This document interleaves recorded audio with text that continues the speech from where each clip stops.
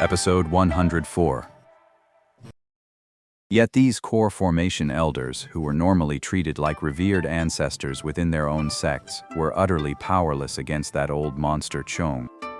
In terms of sheer magic power, he was second to none among core formation cultivators, and as for his backing, he hailed from the Concealing Moon sect, the most powerful of the 7 great sects. But calling in a nascent soul elder from our own sect to teach him a lesson was also out of the question. Most of these esteemed figures knew him personally. As for the few who didn't, they weren't about to stir up trouble over such a trivial matter. And so, among the upper echelons of the cultivation world, he became the image of a complete bully and a scoundrel. Basically, anyone who saw him would pray for their own good fortune, hoping he was in a good mood that day. Otherwise, a bit of petty torment and a world of hurt were all but guaranteed. How could the sudden arrival of such a senior not shock Patriarch Li and the Taoist? They were filled with apprehension, for they had both suffered deeply at his hands. Well, if it's a bet, just the two of you would be too boring. Count this old man in as well. This elder Kyung seemed to be in a good mood, but his words only made the two men inwardly groan. You flatter us, Senior. How could our disciples possibly compare to the esteemed disciples of the Concealing Moon sect? We'd surely lose. There's no need for a wager. We concede defeat right now. Ancestor Li's lips were sealed tight, but the expression on his face showed he was 120% in agreement. Would I stoop to such a low, deceitful trick? Rest assured, if the combined scores of your two families surpass our sects, I'll concede defeat. Then you two can settle your own contest. Really? The Taoist let out a sigh of relief. Though this person was capricious and spoke freely, their word was ironclad. They never broke a promise. That made the wager quite fair, even giving the two of them a slight advantage. These 3 invisible needle talisman treasures, I just forged them for fun in my spare time. Since I have no descendants to pass them on to, I'll wager them in this bet. The old man raised a hand, revealing 3 talismans inscribed with 7 colored needles, then flicked them away just as quickly. Seeing this, Patriarch Li and the Taoist couldn't hide their shock, exchanging a glance. In each other's eyes they saw a flicker of greed. As for this invisible needle, the two Taoists had long heard of its fame. This treasure was forged from the essence of the 5 metals and fused with the old man's unique art of formless evasion. It comes and goes without a trace, striking from the unseen. Truly, it is a formidable weapon. It's said that even a nascent soul cultivator would find it a major headache to face this weapon. This was one of the key reasons the old man could act with such impunity. Even if one only obtained a talisman treasure of the invisible needle, its miraculous hidden effect still made it a life-saving wonder. At the very least, core formation cultivators were helpless against such a strange artifact. All right. I'll follow Senior Chung's advice and place another bet. The Taoist priest thought it over briefly, found nothing amiss, and agreed. And when Ancestor Li thought of the immense benefits of winning the bet, he gritted his teeth and silently accepted it. The 3 of them exchanged a firm handshake, sealing the wager.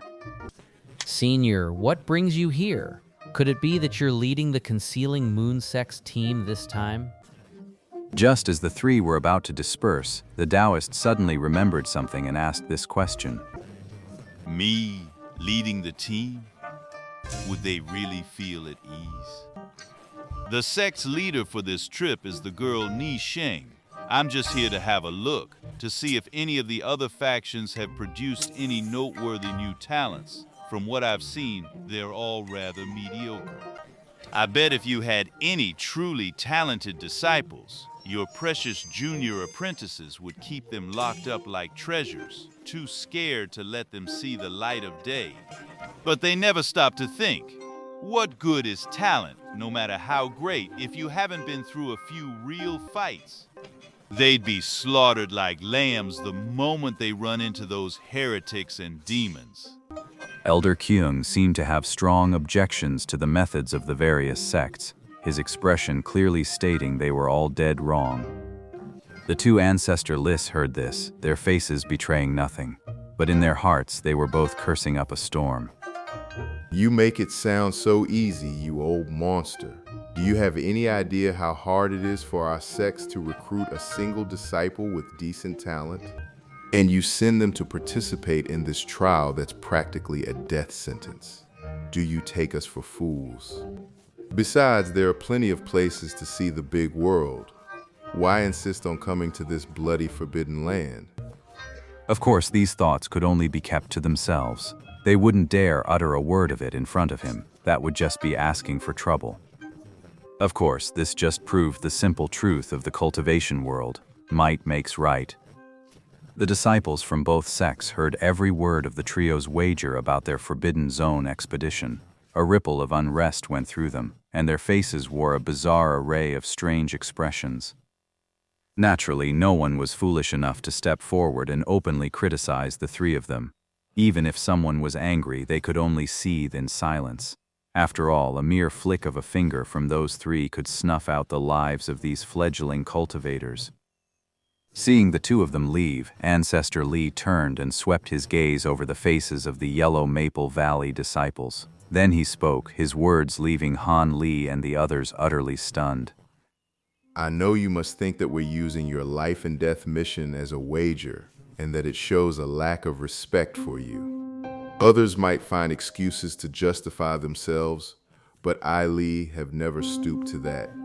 I'll tell you plainly the true beauty and the brutal reality of the cultivation world. Consider this my advice. Listen well. In the world of cultivation, whether you're from a righteous sect or a demonic path, the pursuit is the same, to defy the heavens, where the strong survive and the weak perish. However, orthodox sects emphasize gradual natural progression. Their cultivation methods are gentler, but there are always those hypocrites and false gentlemen who, under the banner of vanquishing evil and defending the righteous path, engage in petty, underhanded deeds. The heretical and demonic paths, on the other hand, strive for magic power to advance by leaps and bounds, obsessively pursuing sheer destructive might in their techniques. Their cultivation process is therefore excessively sinister and vicious, reeking of opportunism. They claim it's about following one's heart and revealing one's true nature, but in reality, as their cultivation advances, their behavior becomes increasingly extreme. They lose their very humanity, even descending into utter bloodlust and cruelty. But no matter what the righteous, the demonic, or any other cultivation sect claims, in practice, they all follow the same law of the jungle. We cultivators are not like the common folk of the world. A high realm practitioner sees a low-level one as an ant. It's a common occurrence to annihilate them with a single strike over a mere disagreement. At this point, Patriarch Lee paused.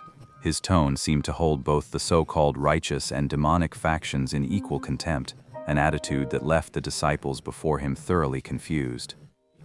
One of the bolder disciples couldn't help but ask, Ancestor, is our Yellow Maple Valley a righteous sect or an evil one? We are neither righteous nor evil. And the same goes for the other 6 sects of U country. You're all young, and you haven't been with the sect long, so you haven't been told the history of the Yue Kingdom's cultivation world. 1,000 years ago, our Yue Kingdom was just like everywhere else, with the righteous and demonic sects opposing each other. Back then, the other sects were all just minor, unremarkable factions. To survive, we had no choice but to act as fence-sitters between the two major sides, always leaning towards whichever one held greater power at the time. So, the great orthodox and unorthodox sects of that time looked down on us. But then a truly devastating war erupted between them. They threw all their top experts into the fray. After that battle, both sides were crippled, their strength so diminished they could no longer suppress minor sects like our Yellow Maple Valley. After a time, we 7 sects joined forces and uprooted them both, wiping out their very lineages to prevent any resurgence. That action cemented our 7 great sects' dominance over the entire state of Yu. Should any orthodox or unorthodox sect dare to invade this land again, our 7 sects will unite immediately to drive them out, never allowing them a foothold here. Therefore, the cultivation methods our 7 sects teach include those from orthodox and unorthodox schools, as well as some that are unique to us. In terms of alignment, we should be considered a neutral faction. You've all been cooped up in the valley, training in seclusion. Those who have left the mountain have only ever circled around this tiny patch of land called Yu Country.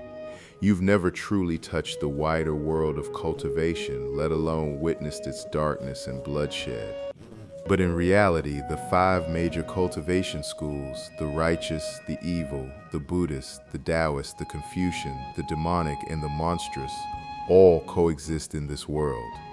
The chaos is far beyond anything you can imagine. Things like murder for treasure or wiping out entire clans and sects are as common as breakfast. All right, I've given you this small reminder to keep you from getting too full of yourselves. Remember this, in the world of cultivation, if you're weaker than someone, don't spout any foolish nonsense about demanding respect. So-called respect only exists between cultivators of roughly equal strength. Otherwise, it's just a path to your own demise. In a few days, how many of you who survive will truly grasp the meaning of these words? Han Li and the others were left utterly speechless, completely stunned. This was all far too unexpected for the disciples. Now let's discuss the wager. You've all heard it. This bet is crucial for you. Win it for me, and I promise you will be handsomely rewarded. Every disciple who helps me win will be richly rewarded, and the one who contributes the most will be taken under my wing after they achieve foundation establishment. The Yellow Maple Valley disciples had barely processed the earlier warning when they were immediately electrified by the super promise that followed. What does it mean to be taken in as a disciple by a core formation expert?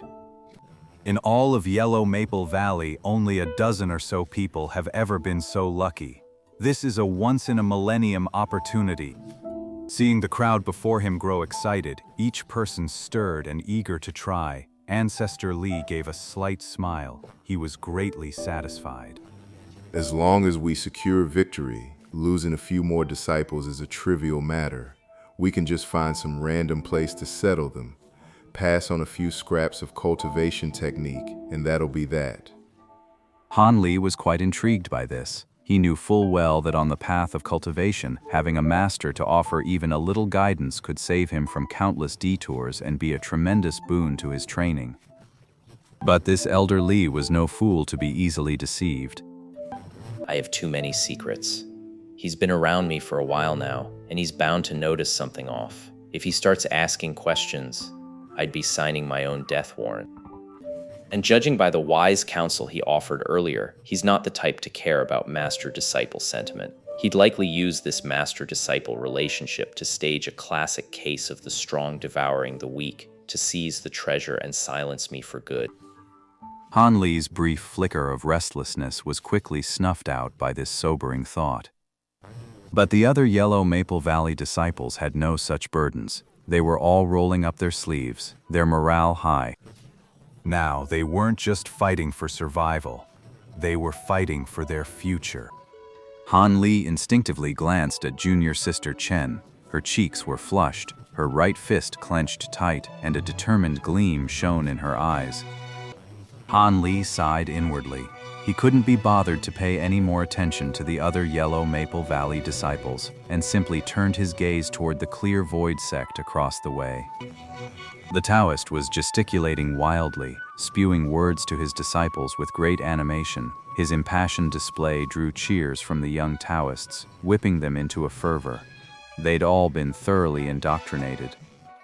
Of course, there were also some older priests whose expressions remained completely unmoved. Han Li was finding it all quite fascinating, watching with rapt attention, when suddenly someone's voice cut through the air.